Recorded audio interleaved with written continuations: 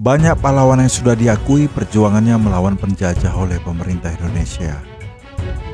Meskipun banyak pejuang dari Karo yang telah berjasa untuk memerdekakan negeri ini, tapi baru 2 orang pejuang yang diangkat secara resmi sebagai pahlawan nasional oleh Presiden Indonesia. Siapa dia? Mari kita simak. Tapi sebelum lanjut, kami coba ingatkan kembali untuk subscribe channel ini dan aktifkan lonceng notifikasi untuk mendapatkan video-video terbaik dari Aaron Arts. Yang pertama adalah Kiras Bangun atau Pagaramata. Kiras Bangun yang terkenal dengan gelar Pagaramata adalah pahlawan nasional pertama yang diangkat dari suku Karo. Kiras Bangun berasal dari Kampung Batu Karang, Kecamatan Payung, Tanah Karo. Perjuangannya yang cukup dikenang adalah saat Belanda mulai menduduki Tanah Karo. Perjuangan Kiras Bangun diawali tahun 1901. Beberapa kali Belanda mengirimkan utusan ke Tanah Karo. Namun utusan Belanda itu ditolak mentah-mentah oleh Kiras Bangun dan seluruh rakyat Tanah Karo. Lalu Belanda mengirimkan pendeta Guillaume sebagai utusan. Pada saat itu Belanda melakukan taktik penginjilan untuk menduduki Tanah Karo. Keberhasilan taktik penginjilan itu sudah diawali di desa Buluhawar, kemudian di sekitar Sibolangit. Belanda ingin lebih lagi. Mereka ingin menguasai Karo Gugong. Pendeta Guillaume ditolak. Rumahnya diserbu oleh pasukan Kiras Bangun. Belanda tidak menyerah. Mereka melakukan operasi militer Belanda ke Tanah Karo dengan dipimpin oleh Letnan Kolonel Elekmen.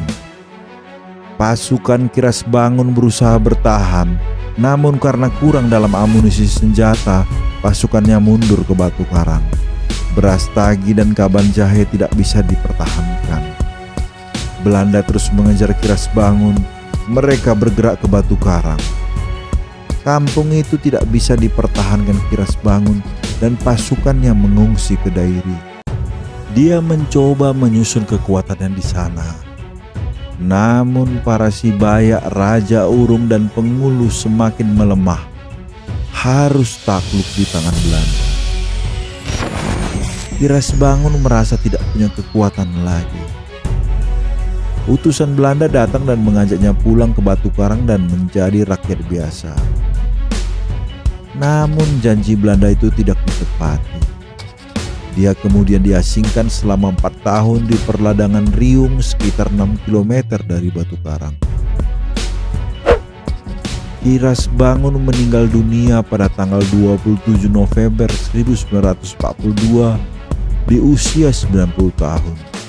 Pada tahun 2005, pemerintah Republik Indonesia menganugerahi Kiras Bangun gelar pahlawan nasional. Yang kedua adalah Letnan Jenderal Jamin Ginting. Jamin Ginting lahir dan besar di Kampung Suka, Kecamatan Tiga Panah, Tanah Karo. Karir militer Jamin Ginting diawali saat ofisir-ofisir Jepang membuat satuan militer bernama Gyuhun untuk menguatkan militer Jepang di Asia. Ketika Jepang kalah dan Belanda masuk lagi ke Hindia Belanda, barulah peranan Jamin Ginting menjadi penting. Dia bergerak cepat membentuk pasukannya di Tanah Karo. Dia meyakinkan seluruh prajurit Tanah Karo harus dipertahankan dari kekuasaan Belanda.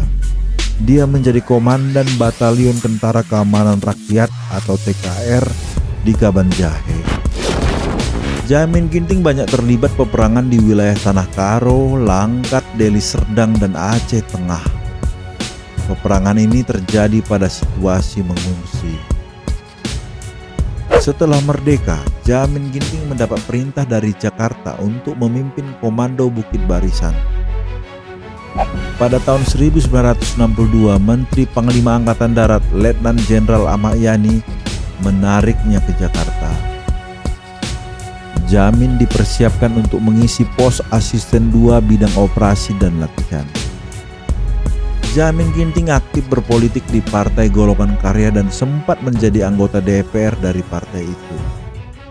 Pada tahun 1972, pemerintah mengirimkan Jamin Ginting ke Kanada sebagai duta besar berkuasa penuh Indonesia dengan pangkat Letnan Jenderal. Di Kanada lah Jamin Ginting menghembuskan nafasnya yang terakhir pada tanggal 23 Oktober 1974. Pada tahun 2014, Jamin Ginting menerima anugerah pahlawan nasional dari Presiden Joko Widodo yang diterima oleh sang istri Lika Starigan. Kami akan membahas lebih dalam satu persatu pahlawan nasional dari Karo ini. Nantikan di video berikutnya. Jangan lupa subscribe. Menjuah-juah kita kerina.